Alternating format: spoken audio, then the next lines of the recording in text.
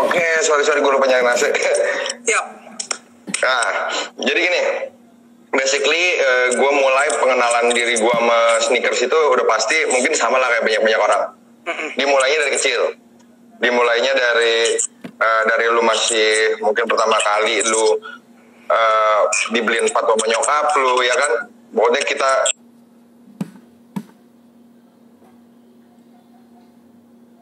pertama kali mau coba olahraga, kenal sneakers, ngelihat bentuknya keren-keren. Di zaman gua era 90-an itu tuh kayak kalau lo tahu Allen Iverson lagi gila-gilanya, Reebok ngeluarin Allen Iverson, ngeluarin ice cream.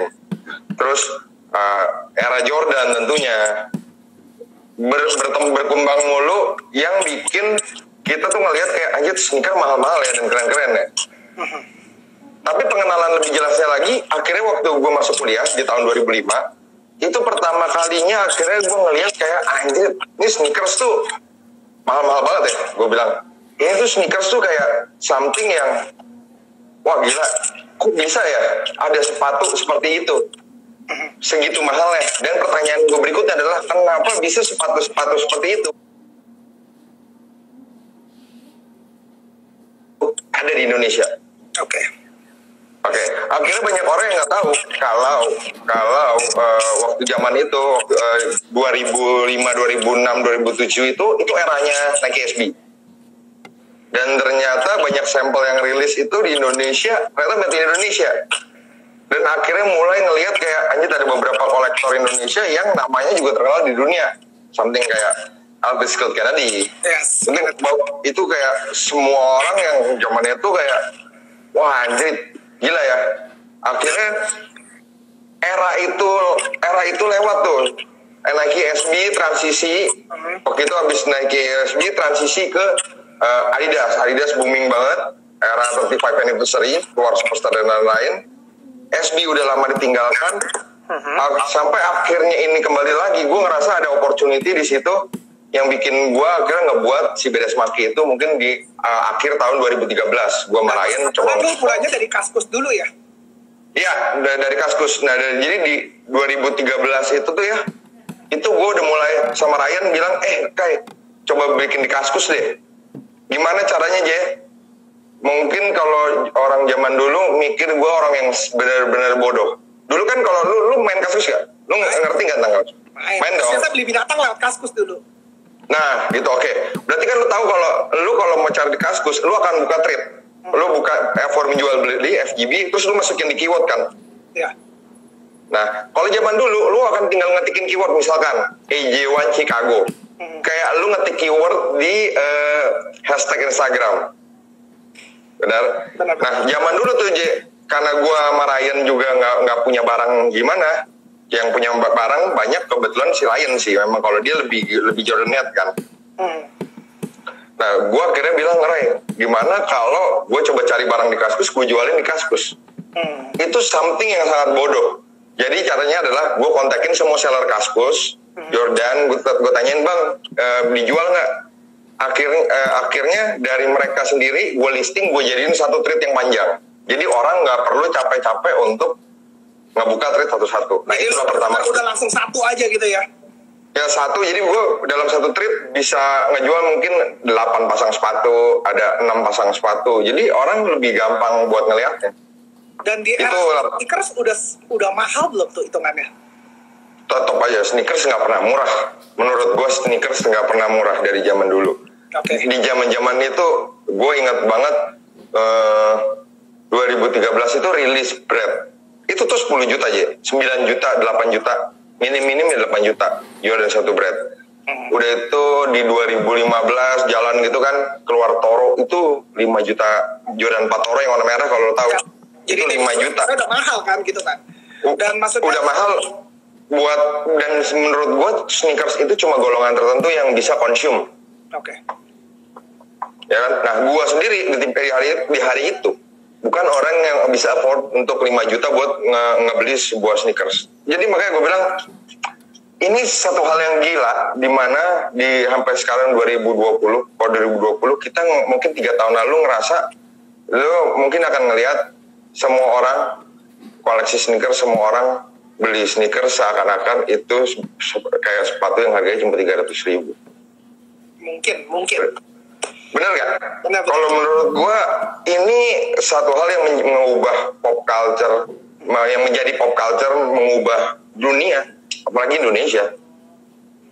Jadi istilahnya zamannya dulu sneakers itu kayak istilahnya barang yang orang niche doang, tapi sekarang semua Betul, orang niche. kita ngomong Jordan 1 Brand, anggap yang Jordan 1 Brand dulu deh, semua orang juga gue yakin juga udah tahu, udah pada ngincar gitu loh. Itu dia, begitu. Dan lu akan ngeliat kayak beberapa orang yang muda yang baru tahu, oh Jordan tuh begini, Jordan gitu. Mereka ikut euforia dan ngeliat mulai dari fashionnya, akhirnya baru tahu Michael Jordannya. Itu kan menurut gua something yang sangat hebat. Maksudnya yang kalau zaman dulu kita yang mau beli itu karena ini Jordan ini 4 juta, ini mahal, ini kayak Jordan tuh gila banget, nggak gampang digunain gitu. Ada perbedaan nggak sih, Sir? Maksudnya kayak bagaimana orang melihat Jordan? Ini gue by research aja ya, jadi gue juga research. Yep. Orang-orang pada bilang sekarang Jordan mah cuma Jordan 1 doang nih. Keren, yang lain dulu padahal Jordan kalau keluar barang mau Jordan 1, Jordan 2, Jordan 3.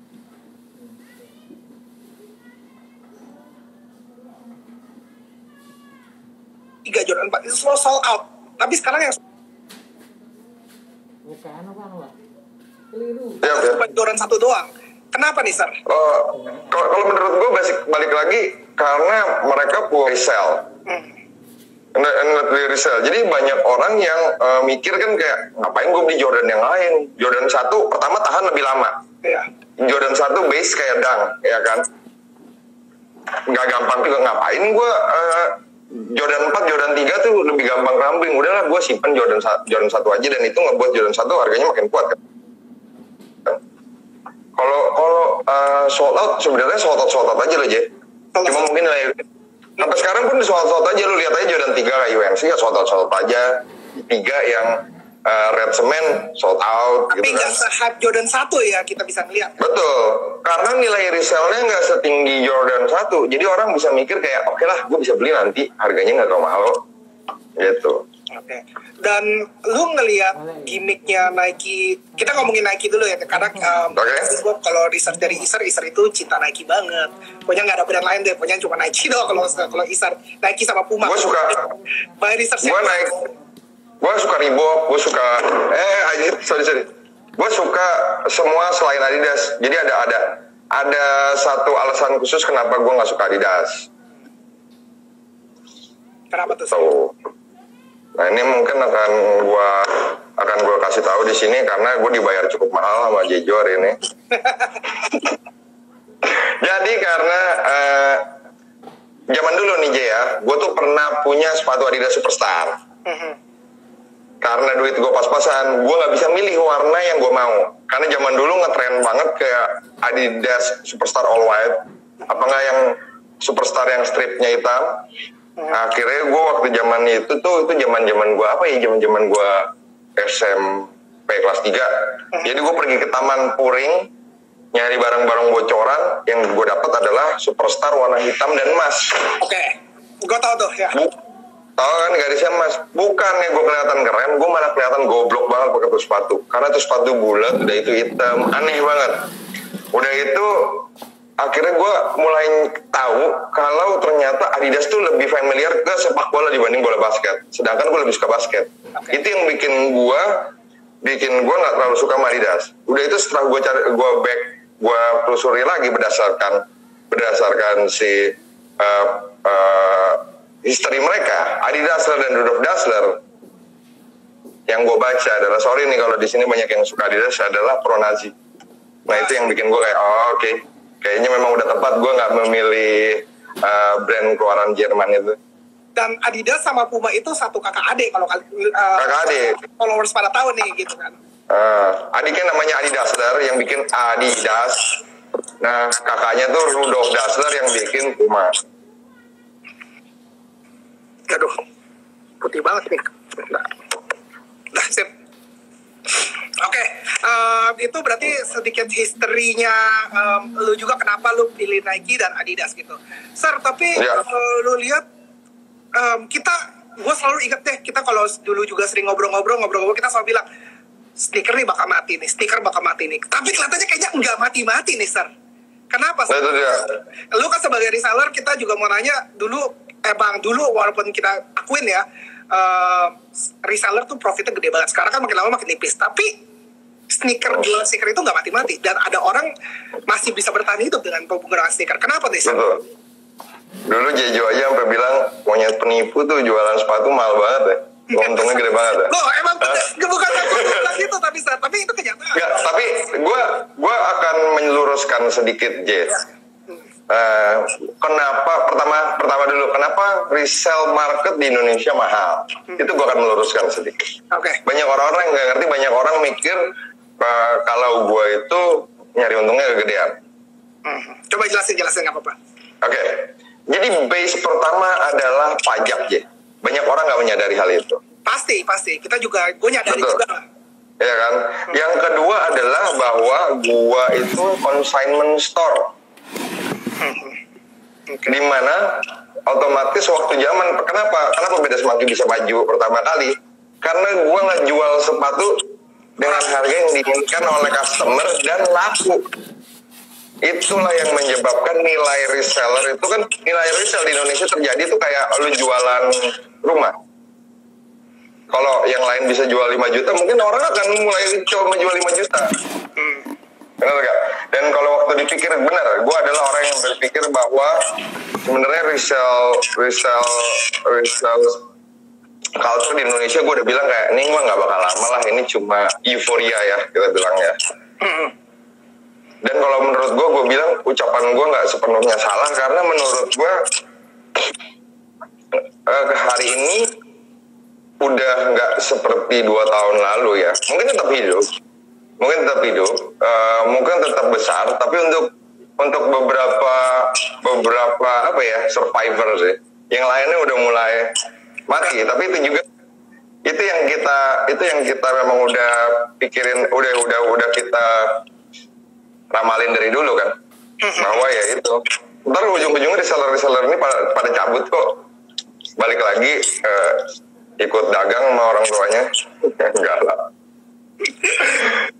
Nah, dari sisi lu melihat apakah akan ada improvisasi gitu loh. Maksudnya cara orang jualan tuh bakal berbeda nggak sih ke depannya atau kayak gimana? Apalagi sekarang kita kan sama ada JDID nih. Jual sneaker mungkin udah nggak zaman pakai toko-toko, walaupun kalau kita lihat di Eropa, kita lihat di Amerika, brick and maksudnya mortar tuh penting banget gitu loh. Punya sebuah toko tuh kayak statement banget, di mana lu tuh keren kalau punya toko offline gitu loh. BLS juga banget waktu lu dari zamannya lu di Jakarta Barat, seng-sengan, kotak box gitu, gue datang ke tempat lu beli sepatu, itu menurut gue keren banget. Dan sekarang kan, apalagi sekarang kita mulai memasukin era digital gitu, gimana sih lihatnya? Apakah bakal kedepannya orang bakal lebih, gue beli online aja gitu dari lu sendiri? Betul. Nggak, tetap mau kayak gimana pun, mungkin gue kan pertama-tama di era baru akhirnya coba bikin toko fisik gitu ya. Iya.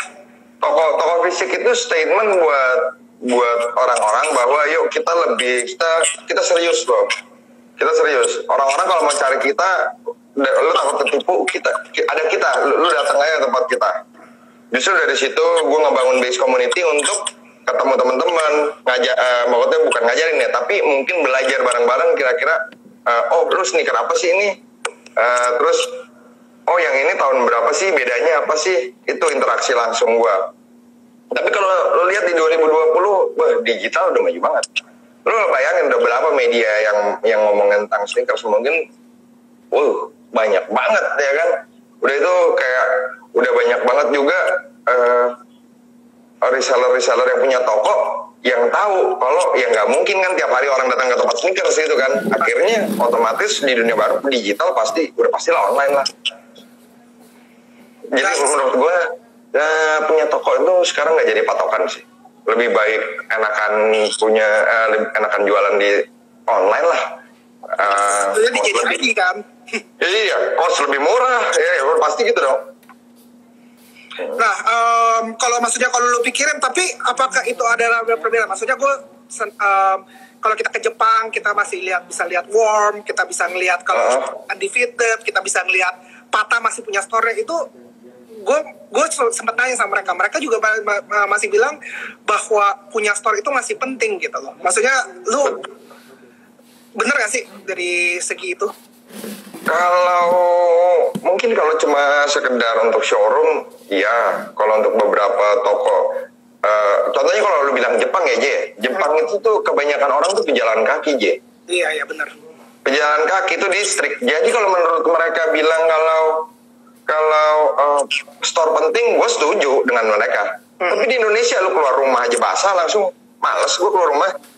Malah kalau sukses mesti ke mall kali, mall mah. Ya, betul. Orang juga kayaknya males gitu untuk nyamperin datang ke street level. Maunya satu tujuan akhir kayak gue waktu sebelumnya gue beda semanggi gue bikin di radio dalam. Orang lebih males beberapa dong yang benar-benar niat untuk beli. Benar kan? Benar. Gitu. Oke. Pertanyaan selanjutnya kali ya. Sir, apa sih nih tren selanjutnya di 2020-2021 nih kita ngeliat tren ya. Maksudnya gua mungkin waktu lu kenal awal-awal gua bener-bener beli sama lu Jordan 1 kan. Jordan 1. Sekarang